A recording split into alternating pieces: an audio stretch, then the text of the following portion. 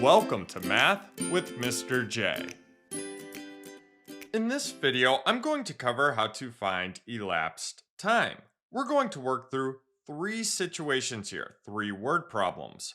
One example where the elapsed time will be under 1 hour, and then two examples where the elapsed time will be more than 1 hour. We're going to use number lines to help us out. Now remember, elapsed time is the amount of time that passes from the start of an event to the end. Basically, elapsed time is how much time something takes. Let's jump into number one, where we have Jalen started working on his science homework at 5:10 p.m. He finished his science homework at 5:55 p.m. How long did it take Jalen to finish his science homework? Now, when it comes to elapsed time, we'll always have a start time and end time, and then the elapsed time. Depending on the situation, we may need to figure out the start time, end time, or elapsed time. In this video, we're just going to be finding the elapsed time. For this example, we're given the start time, 5:10 p.m. We're also given the end time, so 5:55 p.m. We need to figure out the elapsed time, how long it took Jalen to finish his science homework. Let's use a number line to help us figure this out. We always put our start time on the left, so 5:10 here. And then the end time goes on the right, so 5:55. The space between the start and end is the elapsed time. This is what we need to figure out. Now, there are different strategies and ways to think through these. So I'll go through a couple of different ways for this example. Just remember, we're going to work from the start time to the end time to figure out the total elapsed time. The first way we'll do this is by counting up by 10 minutes until we reach our end time. So we're going to make 10-minute jumps. Now, can we make 1-minute jumps or 5-minute jumps? So counting up by 1 minute or 5 minutes? Sure, those will work. We can count up by whatever we would like. But the bigger the jumps, the less jumps we will need to make. And that makes things simpler. I chose 10 minutes here because 10 is easy to work with. We can easily count up by tens. So starting from the start time, we're going to make 10-minute jumps. So 10 minutes, that brings us to 5:20. Another 10 minutes brings us to 5:30. Plus another 10 minutes brings us to 5:40. Another 10 minutes brings us to 5:50. Now, if we do another 10 minutes, that brings us to 6 o'clock. And that's past our end time, so that's too much. We only need 5 minutes here. So let's make a 5-minute jump, and that brings us to our end time, 5:55. Now we add our elapsed time up. We have 10 minutes plus 10 minutes plus 10 minutes plus 10 minutes plus 5 minutes. So 10 minutes, 20 minutes, 30 minutes, 40 minutes, 45 minutes. And that's our elapsed time. So it took Jalen 45 minutes to finish his homework. Now let's clear that and think through this another way. Now, another strategy and way to think through these is to use either exact hours, so 6 o'clock, 7 o'clock, 8 o'clock, and so on, or using half past an hour, so 6:30, 7:30, 8:30, and so on. This can give us easier times to work with and set us up with some big jumps on the number line. And really, thinking about these different strategies helps our overall ability to work with and think about time. So for example, if we start at 5:10, so our start time 5:10, and we go ahead 20 minutes, so do a 20-minute jump, that gets us to 5:30. So we're looking at getting to 5:30 here, and we needed 20 minutes to do so. Now, how do we get from 5:30 to 5:55? Well, we need to add 25 minutes. We need to go ahead 25 minutes and make that jump. And that brings us to our end time of 5:55. So we have 20 minutes plus 25 minutes. So we have 20 minutes to get to 5:30 plus 25 more minutes to get to 5:55. 20 minutes plus 25 minutes gives us that elapsed time of 45 minutes. So we get 45 minutes that way as well. Let's move on to number 2. Taking a look at number 2, we have Kevin and his friends started a movie at 6:30 p.m. The movie ended at 8:10 p.m. How long was the movie? Here we are given the start time, 6:30 p.m. We're also given the end time, 8:10 p.m. We need to figure out the elapsed time, how long the movie was. We always put our start time on the left, so 6:30, and then the end time goes on the right, so 8:10. Now we need to work from the start time to the end time. So how do we go from 6:30 to 8:10?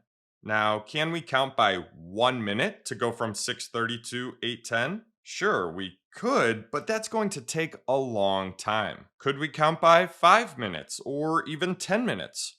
Sure, we could do that as well. And both of those options are better than counting by 1 minute, but we have a better option to start off with. 6:30 to 8:10 is more than 1 hour. So let's start by moving ahead 1 hour from 6:30. Let's make a 1 hour jump from 6:30. So 1 hour here, and that will bring us to 7:30. That 1 hour jump gets us much closer to our end time while keeping our work simple. Now from 7:30, we need to work to 8:10.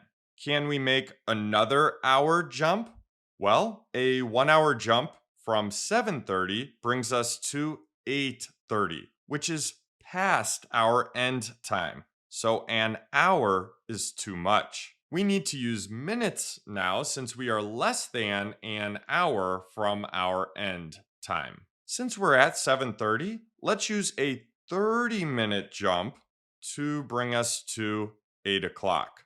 Looking to jump and hit exact hours, so 6 o'clock, 7 o'clock, 8 o'clock, and so on, is a helpful strategy. This gives us easier times to work with and can set us up for bigger jumps on the number line. So now we're at 8 o'clock. All we need to do is get to 8:10 now. That's going to be a 10-minute jump. We need to go ahead 10 minutes here, and that brings us to our end time of 8:10. Now we need to add up all of those jumps to find the total elapsed time.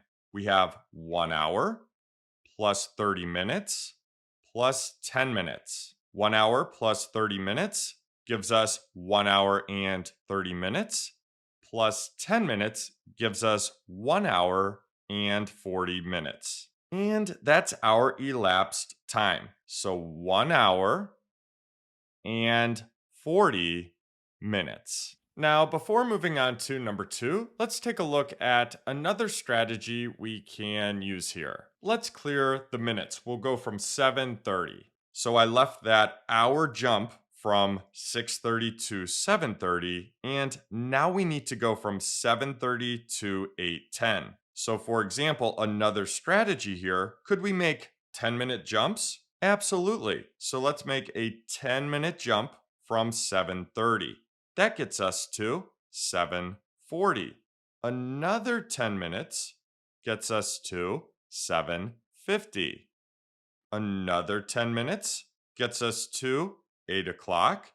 And then our last 10-minute jump gets us to 8:10. So we have 1 hour plus 10 minutes plus 10 minutes plus 10 minutes plus 10 minutes. which gives us our elapsed time of 1 hour and 40 minutes. So a different strategy there, but the same result. We get the correct elapsed time either way, and that's what's important. Let's move on to number 3.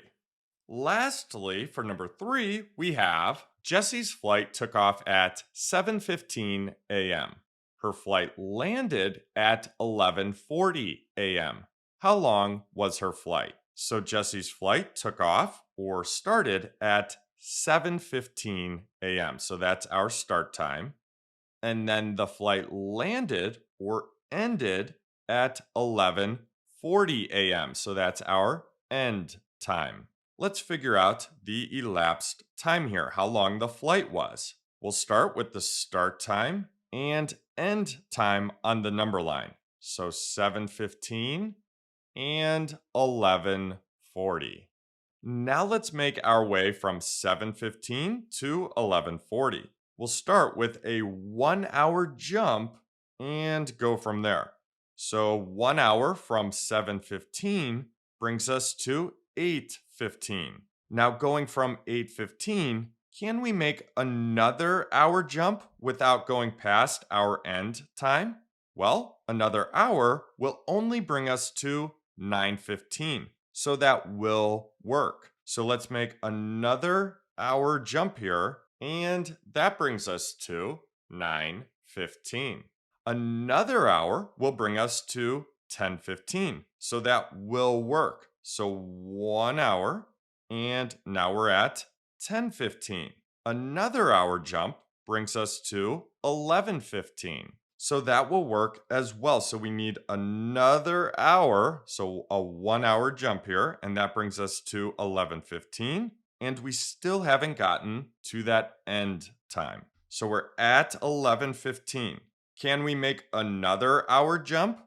Well, 1 hour ahead of 11:15 is 12:15, which is too far. That's past our end time. So we can't do another hour. We need to use minutes now. And again, there are different strategies here. Use what works best for you. Now, one strategy I like using is looking for jumps to half past an hour. So 9:30, 10:30, 11:30, and so on. This is just like using the exact hours. But again, we're looking at half past an hour. This gives us easier times to work with and can set us up for bigger jumps on the number line. So we can make a nice 15-minute jump here to hit 11:30. So if we go ahead 15 minutes, that will bring us to 11:30.